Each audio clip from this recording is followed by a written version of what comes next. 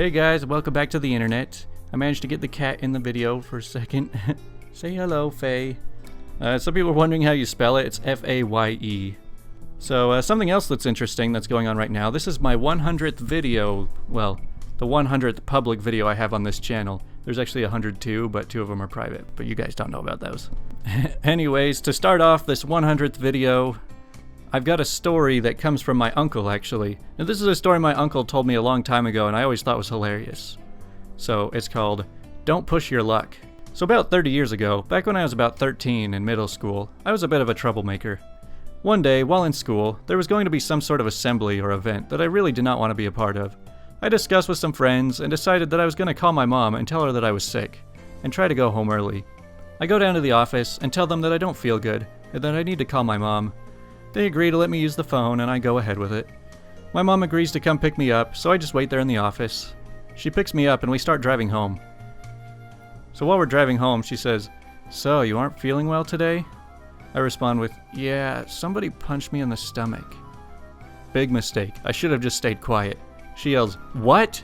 and turns the car around. She drives us back to the school and talks to the people there at the office. They ask me who the kid was that punched me, and I just say, I don't know his name. Then, with my mom and the principal with me, they took me around the school, going to each classroom trying to get me to point out who it was that punched me. Of course, there was no actual suspect, so I had to just endure going through each classroom and humiliate myself. The whole deal ended up taking so long that I got home later than if I had just stuck around. I never actually told my mom that it was made up until I moved out as an adult. Talk about a plan backfiring. I mean, what would you have done if you'd gotten yourself into a situation like that? Do you come clean, or do you just wait it out? Anyways, I know that uncle has a few other good stories, so hopefully I can get him to tell me some other ones later. Alright, so this first story comes from one of you on Imagine the Internet called, I Need Money for Food on Second Thought. Hi, it's me again, the chick with the weird username. This is a short and not so sweet story with a run-in I had with a choosing beggar the other day. Come to think of it, the choosing beggar stories generally are pretty short, aren't they? For this story, there are 2 things you need to know about me. The first is that I'm not currently working due to health issues. Luckily, my boyfriend is very supportive. We've been together since we were kids. That's over 25 years. And I also have a food card, which is extremely helpful. The second is that I live in a town whose claim to fame is its college football team. There was even a major motion picture made in our town that featured our football team's history. And the town was pretty much built around the college campus. There's a lot of kids roaming around at any given time, but this story doesn't really involve them. Unfortunately, over the last few years, the town's history has been eclipsed by its newly earned status as having the highest overdose rate per capita in the US. There are also a few psych hospitals in the area, so the street population can be volatile and dangerous. You really have to be on your guard. Between the rowdy college kids and the street population, a walk in the park these days is not, well, a walk in the park. There are multiple methadone and Suboxone clinics in our area, and they are not in isolated areas. One of them is very close to a major traffic area and boasts a McDonald's and a Walgreens pharmacy as its neighbors. My friend Jay is an addiction counselor, a thankless job with brutal hours, 7 a.m. to 3 p.m., often with no lunch break. So one summer day, I get a text from Jay telling me that she is going to get a lunch break that day, and she is starving, so I decided to surprise her by bringing her lunch. Before I go to her office, I stop by the pharmacy next door for some cold sodas, and as I'm leaving, I'm approached by one gentleman who is, shall we say, not the most wholesome looking fellow. Because of this town's history, I'm extremely apprehensive when approached by any stranger. But this guy is a little scarier looking than most. He's not only shabby and dirty, but he's big, and his gait is not altogether steady. He towers over me, but he has a friendly smile on his face and keeps a respectful distance from me. So when he says, "Excuse me," I asked him how I can help him. "Can you spare a little something for a hungry man?" Now, I am of the opinion that a gift is a gift. If someone is in need and I give them a couple bucks, it's none of my business what they do with it after I'm gone. Even if they use it for beer or drugs, I still did something nice, with good intentions. If someone asks me for help, I try to give a little bit, if circumstances permit. So normally I'd have given this guy a buck or 2. But this day, however, I was truly broke, and all I had with me was my food card. So I told him that I didn't have any money, but I had something even better. I told him if he wanted to come inside with me, I could use the food card to get him whatever he wanted to eat and drink from the pharmacy's grocery section. Immediately, his expression changed. He says, "Oh well, no thanks, I'm not all that hungry." And he was gone. I was dumbfounded. Did he not remember that he had just told me that he was hungry? I guess that once he realized I had no cash, there was no reason to put on the act anymore. What a shame. Well, yeah, he's not hungry for food. How is he supposed to buy anything with that? This is a pretty good solution to panhandling though, because once people get used to sitting around in the street and collecting money, once they start to realize that they can make a lot of money off of doing that, then why would they ever bother going to get a job? They're just going to keep doing that forever. And then they just kind of get stuck doing it. Alright, now let's move on to parents try to wash their crappy kid off in a public pool. So I'm a lifeguard at my local pool, and this happened while I wasn't working. But I got a very detailed recount the next day from another traumatized lifeguard, so I thought I'd share. A swimmer came up to one of the lifeguards, saying, I think there's been an accident in one of your toilets. We aren't allowed to leave the poolside while on duty, so he radioed for another lifeguard to check it out. And oh my gosh. Somebody had obviously had an awful case of diarrhea. The cubicle was covered in crap, all up the walls, the floor, on the toilet paper dispenser, and in every crevice available. The lifeguard too quickly closed the toilet and ran for the manager because he had no idea how to even start cleaning it up. This is where the entitled parent comes in. So lifeguard 1 was watching the pool as he noticed a lady and her kid, maybe 6, walking on the poolside. The most important detail to note here is that the kid had crap dripping down his legs. The conversation went as follows. He says, "Hey, excuse me, your son can't come in the pool like that." The mom says, "Oh no, don't worry, I just need to wash him off, then we'll be leaving." He says, "What?" He says, "I'm just going to dunk him in, you know, just to get the worst off before he changes." He says, "No, you're not. You can use the showers for that." She says, "Oh, but this will be so much quicker, and we're here. Plus, the showers are gross." They're not. They get cleaned at least twice a day. The lifeguard says, "The pool rules say that if you have diarrhea, you aren't allowed to swim. And have you any idea how unsanitary that is?" She says, "He's only in there for a few seconds. What's the big deal? My son isn't going to get anyone sick." At this point, they argued back and forth. All the while, the kid was dripping crap on the floor and looking like death. After a while, the manager had noticed what had happened and came over. The situation was explained, and the entitled mom tried to plead her case to him. She says, "So you see, I should be allowed to wash him here. It's communal water." The manager, in a voice that sounded like he was completely over stupid people today, says, "No, leave the pool, or I'll be forced to ban you." At this point, the lady finally got the message and left. I guess it sounded more important coming from a grown man rather than a teenage lifeguard. However, in the end, it wasn't really a win for the lifeguards because they had to clean it all up. One of them threw up because of the smell as well. And by the time she left, another toilet mysteriously had another crap on the floor. But whatever, they haven't come back again. You know, I've had some pretty bad diarrhea in the past, but it's always made its way into the toilet. I'm not really sure how you get it all over the walls. This is the quality content you show up to my channel to hear. Alright, next we are all malicious compliancers on this blessed day. So a guy I know, we both work in the emergency services and public safety, was at a restaurant with his family. He racked up a $100 plus bill. Waitress brings the bill, he puts his credit card in the receipt thing, hands it to her. She comes back a few minutes later and tells him that she can't charge the meal to that card because he doesn't look like the picture on the credit card. Well, that's true. He had lost 150 pounds in the preceding 2 years. He says, "Oh, that's me. I used to be fat." He says, "I'm sorry, sir. You don't look like the picture. My manager won't let me run that card." "Well, I don't carry that much cash, and that's my only credit card, so what do you want to do?" He says, "I don't know, sir, but I can't charge this card if you don't match the picture." He says, "Well, kids, you heard the lady. Free meal." The manager comes out.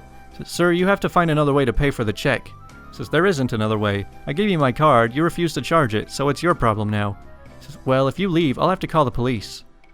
10 minutes later, the cop says, "Oh, hey Josh, what's up?" Remember that Josh works public safety. He personally knows all the local cops. He says, "They won't take my card because it has my fat picture on it."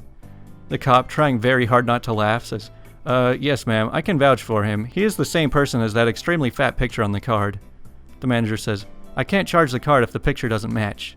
The cop says, "So he's tried to pay, and I've confirmed he is who he says he is, and that picture on the card is him, and you won't run the card?" He says, "I'm not allowed to, no." The cop says, "Well, Josh, you heard the lady. Free meal."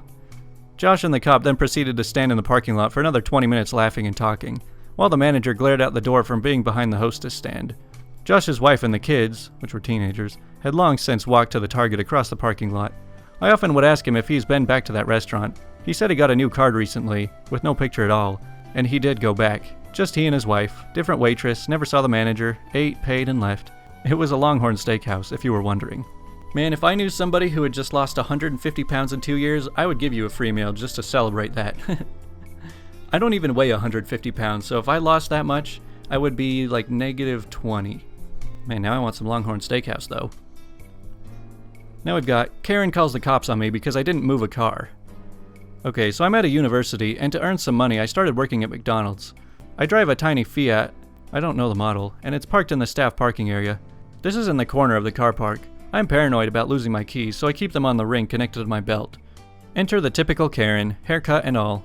I'm at the counter handing someone their order when she yanks on my shirt, almost ripping it. Says, "Move your dang car now." She yells in my face. I'm stunned, so she tries again. "I said friggin' move it now!" At this point, several people are watching, and my coworker says she can cover for 1 minute as the manager was on a sick day. So I go out, which is against the protocol, but I had only been there a month and was frightened of this creature.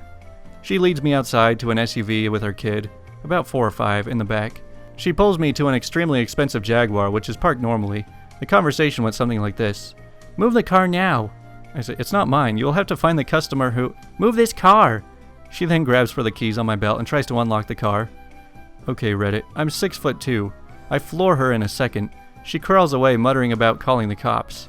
I return to the counter, hoping that it was all over. Now, I'm an introvert and not keen on confrontations, so this job was a bit of a step for me. So 10 minutes later, the call shows up and call me out front.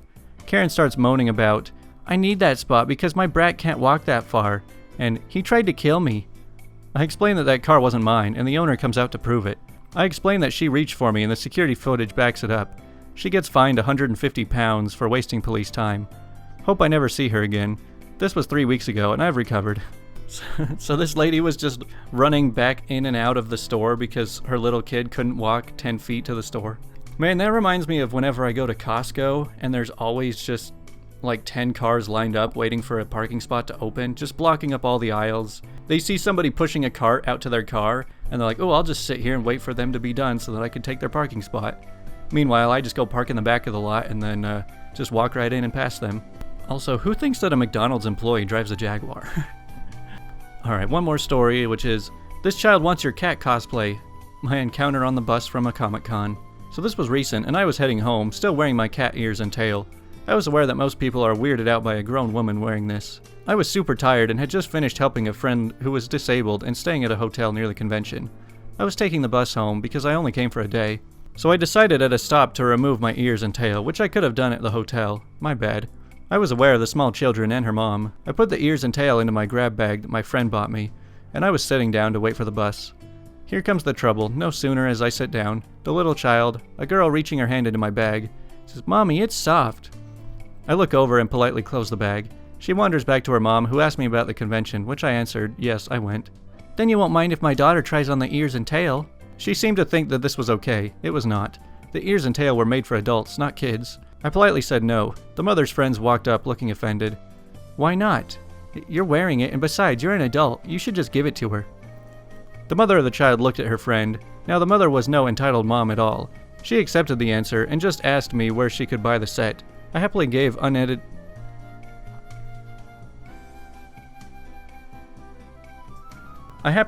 unentitled mom the webpage and warned her of the prices. Her friend was a total entitled mom, demanding I just give my set to the child. "Look, we all know you're just a freak. Just give it to my friend's daughter." Her friend was complaining, just take it from her. Clearly you have a right to." So the unentitled mom shut it down right there and then. She said no, and besides, red is not my daughter's color. They have a pink one on the site. I will order it when we get home.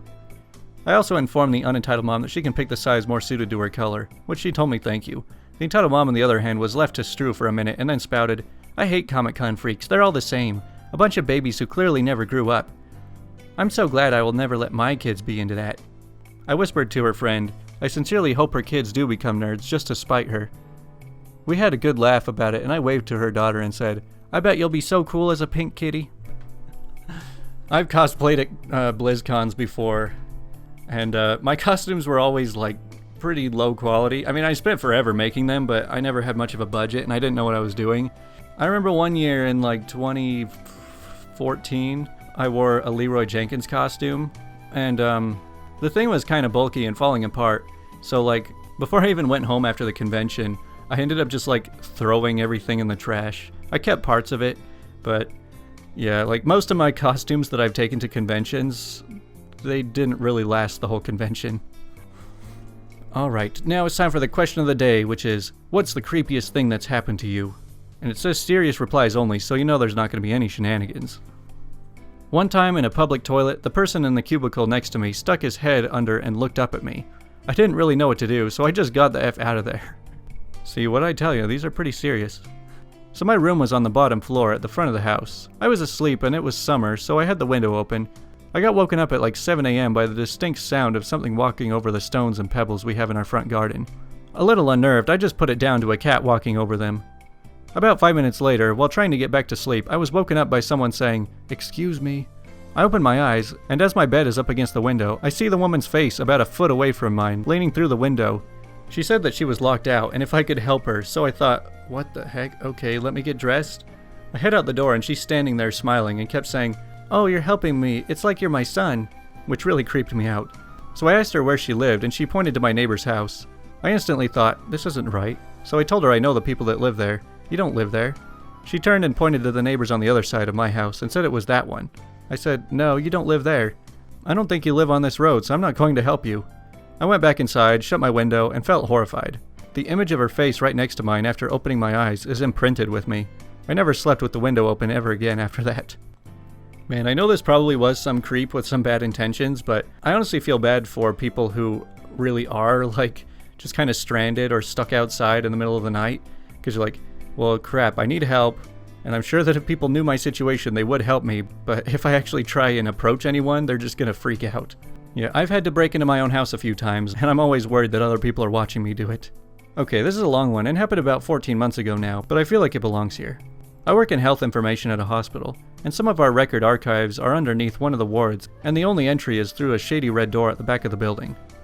I'd been down there a heap of times before, and it's definitely got a creepy vibe, but I surely wasn't scared, and nothing freaky had happened. Yet. One day I had to go to retrieve some files from down there, so I go about my business and unlock the red door. In my first few visits down there, I had found a brick to rest against the door to keep it wide open while I was in there. Just for peace of mind, I guess. I chalked the brick tightly to keep the door open and walked into the archives. I'd switched on the corridor light and I noticed it was really cold. Like colder than usual, but I still walked to the record room I needed. I turned on the light to this room and it flickered a fair few times, and in between the flickers I saw a black silhouette opposite me in the room. I was legit stuck in shock.